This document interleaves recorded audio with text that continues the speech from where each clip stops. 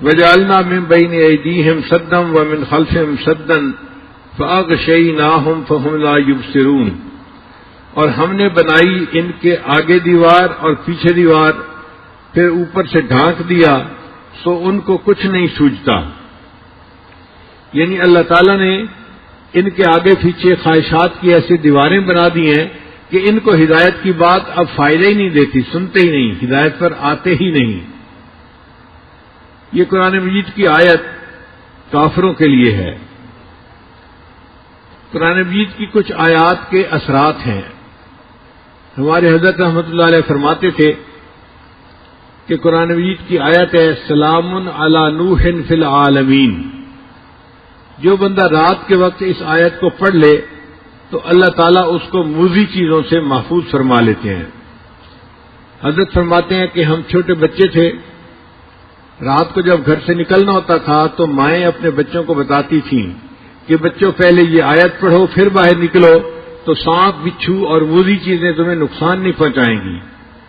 تو حضرت فرماتے تھے ہم ان کو پڑھا کرتے تھے اور ہمیں چیزوں کا نقصان نہیں ہوتا تھا۔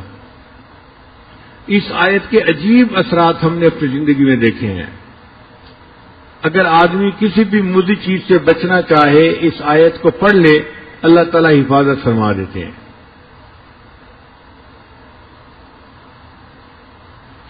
ہمیں سفر میں کئی مرتبہ مشکل پیش آتی ہے۔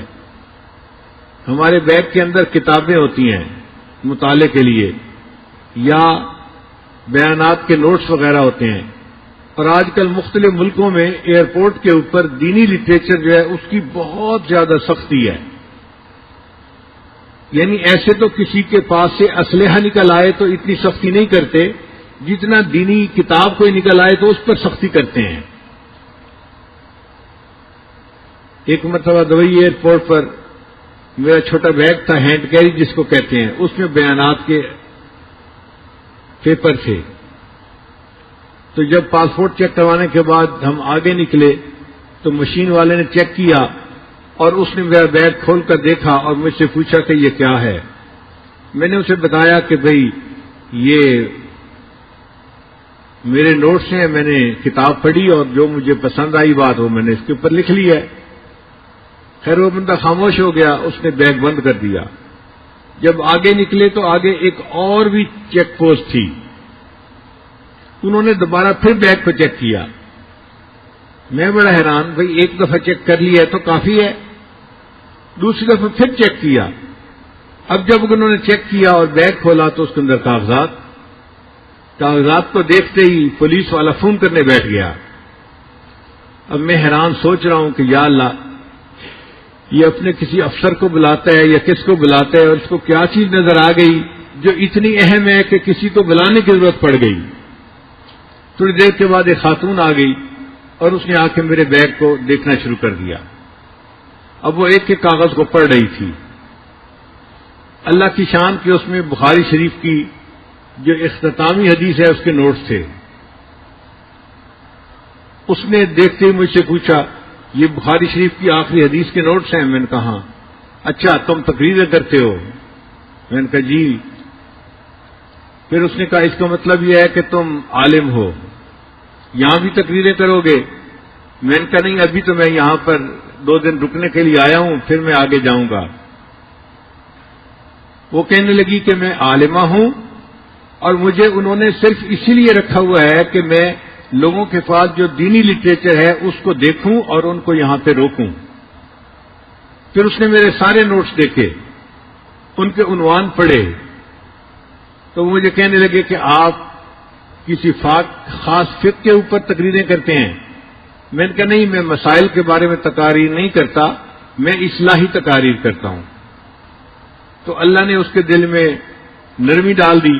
وہ مجھے کہنے لگی کہ آپ اپنے بیگ کے اندر کاغذات نہ لے کے چلا کریں، آپ کو کسی دن ایئرپورٹ پہ روک لیا جائے گا اور آپ کو جو ہے مشکل میں پڑ جائیں گے آپ۔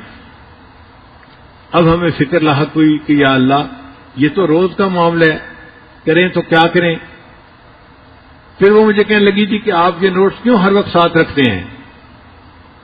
کتابیں آپ نے کیوں رکھی ہوئی ہیں؟ یہ 2-3 کتابیں تھیں۔ میں نے کہا میں ان کا مطالعہ کرتا ہوں ہر وقت بیٹھ کے۔ پھر وہ حیران ہو کے پوچھ لگی کہ آپ کتابیں پڑھتے رہتے ہیں؟ تو میں نے اسے کہا کہ اس عمر میں اب کتابیں نہیں پڑھوں گا تو کیا ویڈیو گیم کھیلوں گا بیٹھ کے؟ تو اس بات پہ وہ ہنس پڑی، کہنے لگی اچھا ٹھیک ہے آپ جائیں. تو میری جان چھوٹ گئی. پھر اس کے بعد ہمیں پریشانی ہوئی کہ یا اللہ اب ان نوٹس کا کیا کریں، ہمیں ضرورت بھی پڑتی ہے، مختلف جگہوں پہ جانا ہوتا ہے، کبھی یہ بیان کرو کبھی وہ بیان کرو، تو نوٹس کا ہونا بھی ضروری اور ہیں بھی پابندیاں. تو ذہن میں خیال آیا کہ ہم قرآن مجید کی اس آیت کو کیوں نہ پڑھ لیا کریں. چنانچہ اس کے بعد تقریباً 8 سال ہو گئے ہیں یا 10 سال، میں جہاں جس ایئرپورٹ پہ بھی جاتا ہوں، جہاں بیگ چیک کرنے کی مشین ہوتی ہے یا عملہ ہوتا ہے، میں یہ آیت پڑھ کے ان پہ پھونک دیتا ہوں، وَجَعَلْنَا مِن بَيْنِ أَيْدِيهِمْ سَدًّا وَمِنْ خَلْفِهِمْ سَدًّا فَأَغْشَيْنَاهُمْ فَهُمْ لَا يُبْصِرُونَ. اللہ کی شان دیکھیں کہ پچھلے پھر 8-10 سال میں تک کسی نے کبھی مجھے کھڑا نہیں کیا. تو جہاں آپ کو کسی موذی سے ایذا کا ڈر ہو، اس وقت یہ آیت اگر پڑھ دی جائے تو یہ انسان کو فائدہ دیتی ہے. پھر ہم نے اس کا تجربہ اور بھی کیا کہ مثلا ایک بچی ہے، اس کی شادی ہوئی اور اب اس کو ساس بہت تنگ کرتی ہے، اس نے جینا حرام کیا ہوا ہے، یا اس کی نند ہے وہ اس کو تنگ کرتی ہے. تو ہم نے کہا کہ بھئی آپ صبح صبح اٹھا کریں، فجر کی نماز بھی پڑھا کریں اور یہ آیت پڑھ کے ان پہ دم کر دیا کریں، اللہ تعالیٰ ان کے شر سے حفاظت فرمائیں گے. ہم نے جتنے بندوں کو یہ بات بتائی 100% اس کا نتیجہ پایا. ہم نے ہر بندے نے کہا اللہ نے ہمیں ان کے شر سے نجات عطا فرما دی. پھر اس کا ایک اور بھی استعمال ہے کہ بعض بچیاں گھر سے نکلتی ہیں تو اوباش لڑکے ان کو تنگ کرتے ہیں. کالجوں یونیورسٹیوں میں جو لڑکیاں جاتی ہیں، تو اگر وہ اس آیت کو پڑھ کے پھونک دیا کرے تو راستے میں کوئی ان کو تنگ نہیں کرے گا، کسی سے ان کو ایذا نہیں ملے گی، اللہ ان کی حفاظت فرمائیں گے. تو اس آیت کے بہت سارے فوائد ہیں جو انسان ظاہری زندگی میں بھی حاصل کر سکتا ہے. وَجَعَلْنَا مِن بَيْنِ أَيْدِيهِمْ سَدًّا وَمِنْ خَلْفِهِمْ سَدًّا فَأَغْشَيْنَاهُمْ فَهُمْ لَا يُبْصِرُونَ. اور مجھے تو یہ بات سمجھ میں آتی ہے کہ اب اگر کوئی فوجی ہو تو وہ اس سے بہت فائدہ اٹھا سکتا ہے، چونکہ وہ تو دشمن کے سامنے ہوتا ہے. اگر وہ پڑھ کر اس کو پھونک دے، اللہ تعالیٰ دشمن کی نظر سے اس کو اوجھل فرما دیں گے. وہ سامنے بھی ہوگا تو دشمن اس کو نہیں دیکھ سکے گا اور اس کو نہیں تکلیف پہنچا سکے گا.